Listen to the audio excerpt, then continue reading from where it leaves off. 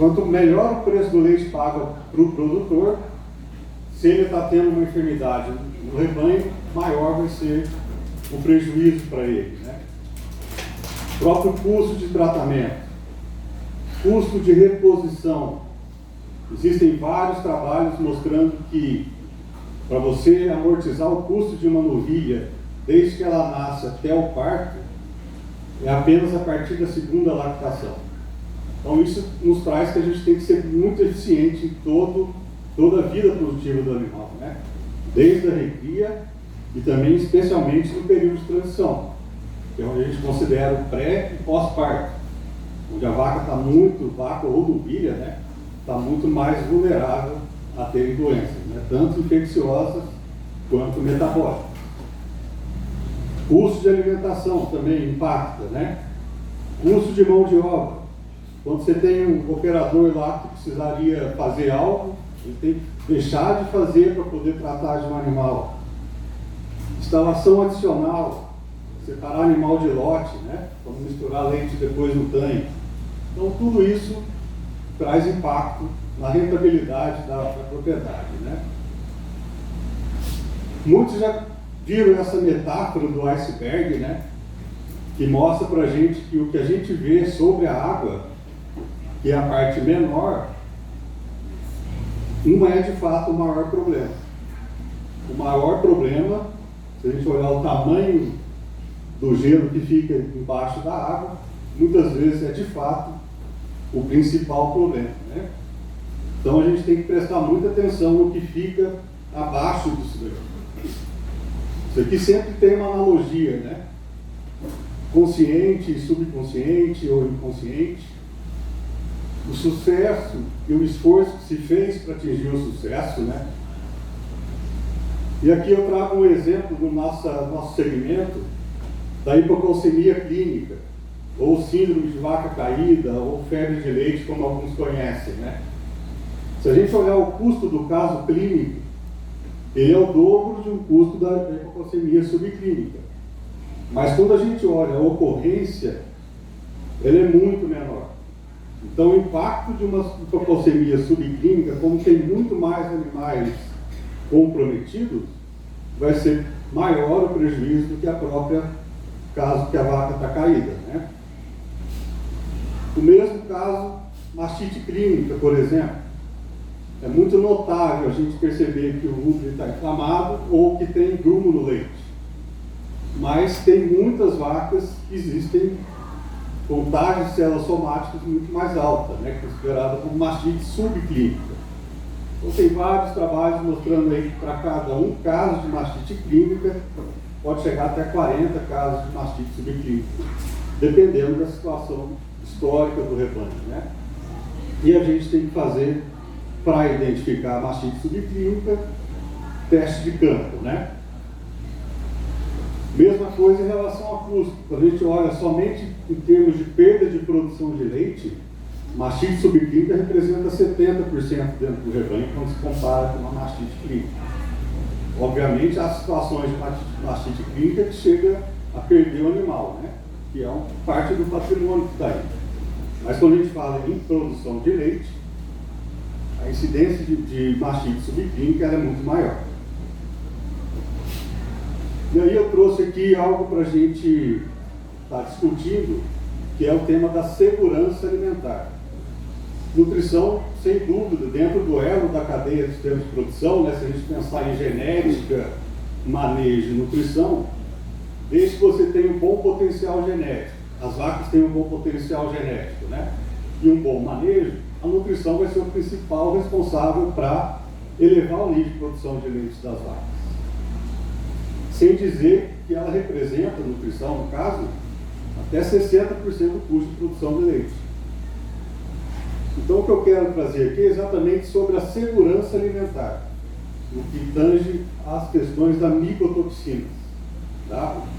O nosso colega aqui falou algumas passagens sobre isso e a gente vai entrar um pouco mais a fundo agora. Tá? E é interessante que a micotoxina, até pouco tempo atrás, imaginava-se que o ruminante não teria problema, porque achava-se que o rumen, por ser uma câmara fermentativa, iria neutralizar ou detoxicar essas micotoxinas. Porém, hoje já está bem evidente de que a transformação em certas micotoxinas que ela potencializa ainda mais a intoxicação desses animais. Então é um ponto de atenção que a gente tem que ter, e ela está cada vez mais evidente e constante esses problemas que está cometendo a produtividade em si, né? Como conceito, micotoxinas são substâncias tóxicas produzidas por fungos e se diferenciam pelo tipo de fungo que a produz. Então ela não é um fungo por si só, ela é um produto originado através do fungo quando ele está estressado, até mesmo como um mecanismo de defesa do fungo. O fungo está se alimentando, tem substrato orgânico para ele se alimentar. Quando ele se sente competitivo, até mesmo pela própria planta, ou situações climáticas, ele vai lá e acaba soltando essas micotoxinas, né? Então aqui são os tipos de micotoxinas que os fungos produzem, de acordo com o gênero específico de cada fungo, né? As que a gente considera principal hoje, que acomete o rebanho, são as ocratoxinas, que elas são originadas do penicílio, aflatoxinas e ocratoxinas originadas pelos aspergilos, e os trigatocenos, fumonizinas, eralenona e deoxinivalenol ou vomitoxina, que é originária do fusário. Então esses são os que a gente sempre busca quando a gente quer levantar um diagnóstico, são essas micotoxinas aqui. Aqui alguma associação da ocorrência do fungo no milho. Eu imagino que muitos de vocês já devem ter familiarizado com alguma situação parecida, né? Desse tipo de mofo. Esse também, penicilina, é muito comum. E aqui o gênero do fusário, que para mim são os mais graves, vamos dizer assim, as micotoxinas que eles produzem. Aqui numa silagem de milho, aspergilos, também bem comum de se encontrar, e fusário. E a gente tem que entender que a produção da micotoxina, ela acontece em todo o processo de produção. Desde a colheita, quando está lá na lavoura, desde o plantio na lavoura, na colheita, no transporte e armazenamento, né? E até mesmo no coxo dos animais. A maior parte delas, que são as mais graves, eu considero, elas são originárias da lavoura, que são as fumonizinas, fitotecenos, eralenona e vomitoxina. As outras 15%, em menor parte, são as aflatoxinas, ocratoxinas, que muitas vezes está sendo uma questão do armazenamento. Então toda forragem que a gente utiliza, e até mesmo em pastagem, é comum a gente encontrar micotoxina, né? Se a gente olhar a silagem de milho, ela tem uma propensão a ter mais variedade de micotoxina, porque como ela tem um substrato orgânico maior, né, tem mais matéria orgânica, isso para o fungo é uma boa oportunidade de crescer. Então ela vai, em situação de estresse, ela vai acabar soltando essas micotoxinas. O mesmo eu diria com uma silagem de sorgo também tem risco de ter mais alta infecção por infestação por micotoxina. Todos os cereais também são propensos a ter micotoxina.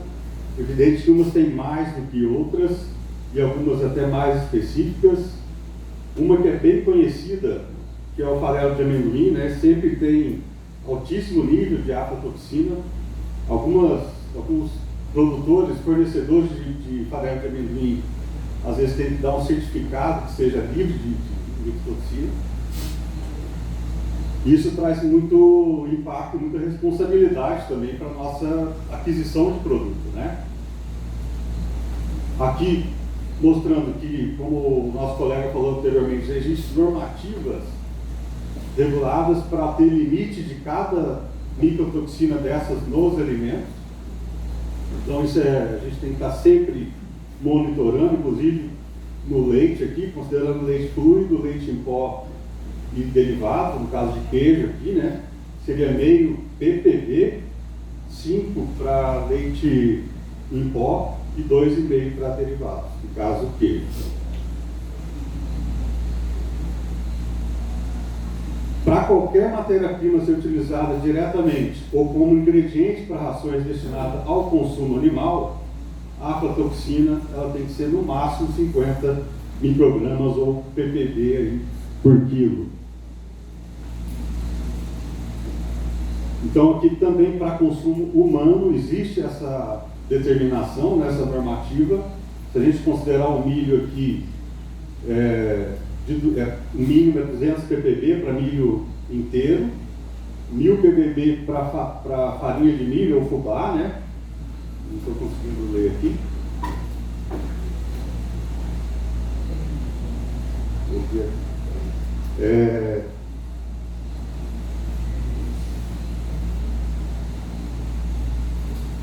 É subproduto de milho, e aqui esse 200 ppb seria destinado à alimentação infantil. Isso aqui relacionado a DOM, tá? Que é do gênero Fusarium.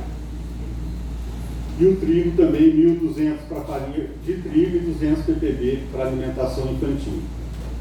No leite, repetindo aqui, 0,5 ppb de aflatoxina M1, que é a transformação da aflatoxina B1 no fígado, que vai metabolizar isso. E isso tem um impacto importante na repercussão de saúde humana. Vou falar isso mais à frente. Também para a saúde humana, aqui no caso, a aflatoxina, né? O alimento seria 5 ppb, o limite, e o trigo também 5 ppb. Então vejo que já existe legislação no nosso país que tem controle dessas microtoxinas, né? E a gente precisa passar também a olhar para dentro do nosso negócio, do nosso rebanho leiteiro, né? Quais são os fatores de risco para desenvolvimento de microtoxina, né? Como o fungo precisa ter um certo estresse, o componente clima ele é muito importante nesse caso. Nem pode ser estresse hídrico, um período de seca, ou até mesmo calor e chuva, alta umidade, né? Um milho não pega uma situação dessa, você tem umidade, tem oxigênio, e isso favorece o crescimento de fungo, né? E produção de microtoxina. Cigarrinha, isso é um problema sério que a gente tem tido nas lavouras, problema de inseto de modo geral, mas cigarrinha é o que tem sido mais recorrente, né? Essa foto aqui é da Fazenda Colorado, muitos conhecem, uma safra passada, 2021, teve um ataque muito sério de cigarrinha, comprometeu muito a qualidade. E a análise que a gente sempre fazia dava alto índice de microtoxina. E na própria propriedade teve surto de aborto. Então, veja a consequência que isso traz para o sistema de produção, né? Condições ótimas para desenvolvimento de fungo. Cada fungo tem uma determinada situação para desenvolvimento. Os aspergilos, por exemplo, eles gostam de temperatura mais quentes, em torno de 27, 38 graus. Penicillium também temperatura quente, mas em torno de 21 a 28, 21 a 30, né? E Fusarium